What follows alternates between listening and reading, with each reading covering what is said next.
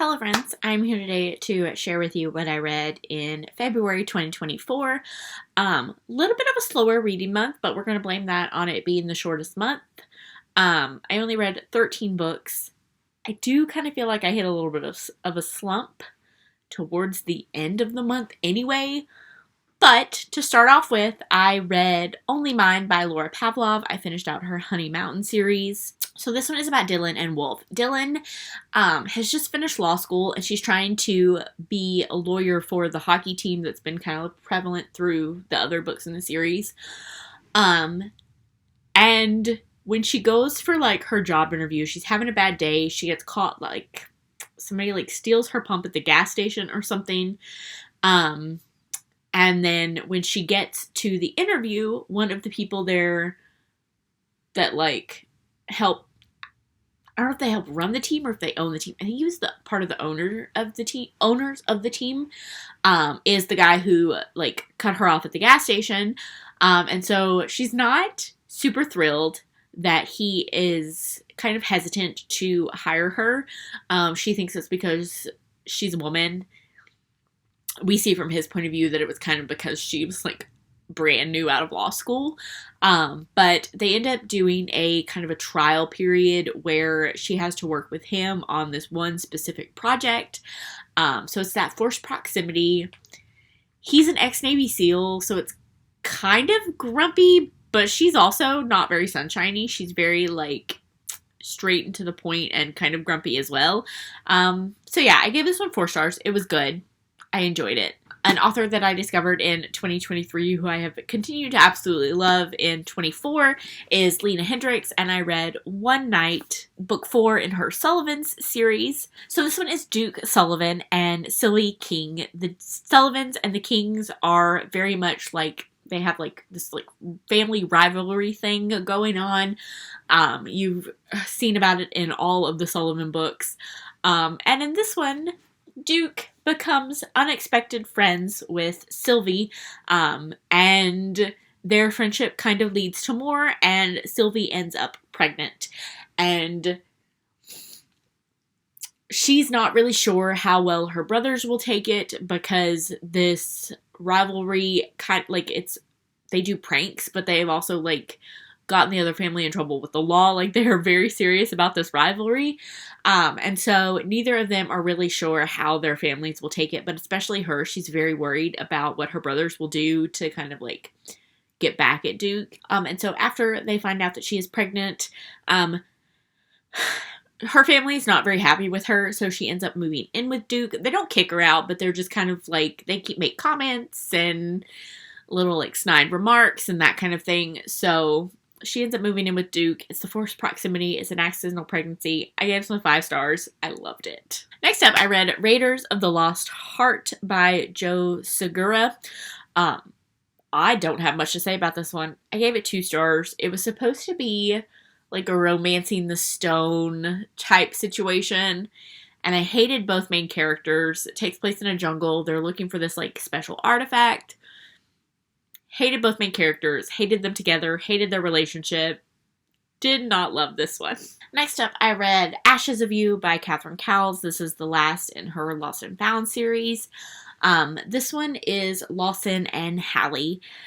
Hallie, in the past, like before the book starts, kind of went through something pretty traumatic. And then she ended up being saved by this mystery man who she did never see again. And then I think it says 5 years later. I was going to say a couple. 5 years later, she moves to this new town, and she goes to interview for this nanny position, and the single dad that's looking for a nanny is actually the man who rescued her. So yeah, this one is a single dad nanny romance. It does have the Catherine Cowles suspense element that you would expect a Catherine Cowles book to have. I ended up giving this one 5 stars. I absolutely loved it. Next, I read A Duet, and both of them are going to be on my favorite books of the year list, because I read these in February, and still, this is the end of November, and I am still thinking about these books. And that is the Kingmaker Duet by Kennedy Ryan. I have book 1, The Kingmaker, and then book 2, The Rebel King. This duet is about Maxim and Lennox. Yes. And their story of how they meet. I don't even know like how to describe this book series. If you haven't read it, you need to. It's such a romance that like stands the test of time. Like they are tested to see if their love is real, and I love this. Like I said, I still think about the things that Kennedy Ryan, not even just the stuff that this couple went through, the way they processed through it, sometimes talking about things and sometimes not talking about things was the way for them to get through it, and really kind of how epic their love story was, and how each of the different things, good, bad, everywhere in between, made them the people that they needed to be in order for them to be together. So yeah, Kingmaker, Rebel King, have to read both of them together. You cannot read just one. Oh my god, please do. Next, I read Blame It on the Champagne by Fiona Cole. This one is about Nico and Vera. They end up married to each other after a drunken night, and then find out that Nico is her new boss. And so they're trying to not go through the embarrassment of this, like, drunken marriage, and they've agreed to, like, do a, like, 5-year thing, but they can't keep their hands off of each other in that amount of time. So I ended up giving this one 4 stars. I really enjoyed it. It did have the thing, because this is book 1 in the series, I was just more interested in other characters that had their books later on, but I did enjoy it. It was good. Next up, I read Among the Heather by Samantha Young. This is book 2 in her Highland series. This one is about North and Arya. Arya is an American who moved to Scotland to work at this, the estate where, like, it's kind of like a Hollywood hideout, basically. So she basically runs the estate. She's the house manager and basically does anything that the family that runs it needs. And North is one of the actors who is there. He's had a bit of a scandal and is kind of hiding out from the paparazzi. And one night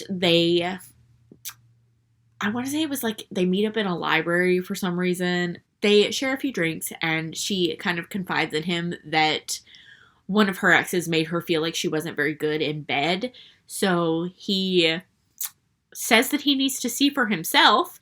And so that leads to one night, which he doesn't think that she's bad. And it kind of leads him to really wanting to pursue something with her, but she is hesitant because he's a Playboy actor and she's been down that road before and she doesn't really know why he would be any different. So I did really enjoy this one.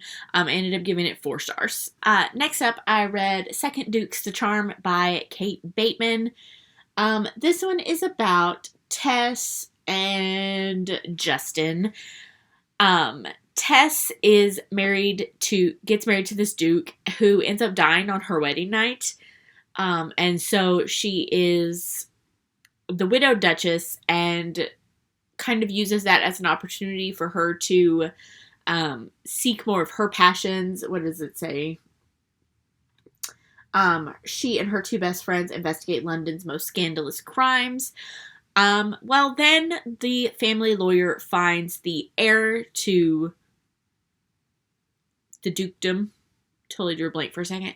And that ends up being Justin, who comes to town and basically, like, proposes to her a marriage of convenience because she knows all of the English stuff. I want to say he was American. Maybe he'd been in America. I don't know. But basically he, like, needs her help running the household and everything.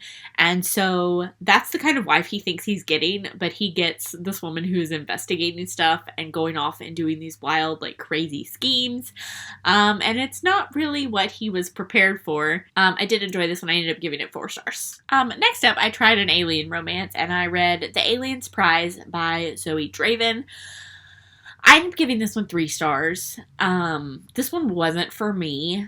It's about a human woman from Earth who ends up on this alien planet in some sort of like slave auction thing. And then is instantly attracted to the alien who like buys her, saves her, however you want to look at it. And then when she gets back to his people, she learns about fated mates, and that's why she's attracted to him, and that, yeah, it just felt a little iffy to me. I didn't love this one. There have been other alien romances since then that I have enjoyed, but this one just wasn't for me. So next up, I tried to read the new Camelot series by Sierra Simone. I tried to read it. I did read it. I read all 3 books. Only 2 of them were in February, but I'm not going to talk about the first one in March. I'm not going to talk about the third one in March, so I'm just going to talk about them all now. So the new Camelot series is a throuple relationship between the president, the vice president, and the president's wife. All 3 books kind of go back and forth between stuff that's happened in the past and stuff that's happening now and why they are the way they are. And so it's American Queen, which I feel like more focused on the president's wife's point of view, and then American Prince that focuses on the vice president's, and then American King focuses on the president's like point of view. I feel like we get more of their feelings in those books that are kind of like centered around them. So basically she meets both of them separately in the past, and then kind of gets with the president, but he ends up being married to this other lady. It's a whole thing. So like when he comes back into her life, he sends the vice president to go get her. And I don't even know how to describe this book. Or these books. If it had just been the first 2, I think I would have really enjoyed it. It lost me in American King. Spoiler alert, because I don't know how to describe where it went wrong for me without like giving details. So at the end of the second book, she is kidnapped by this like other government. And going into the third book, the president is like, I can't do anything because I'm the president, and anything I do can reflect on the country, and like this is not about the country, this is our personal dealing. And the vice president wants to go get her. Like he's like, no, nobody cares. Who cares? Don't let anybody stop you. We have to go save her. And the president is kind of like thinking it through a little bit more and is a little bit more rational. So the vice president goes and gets her, right? And it was just after that moment when there's a whole thing, she asks the vice president when he's saving her to pretend to take her without her consent.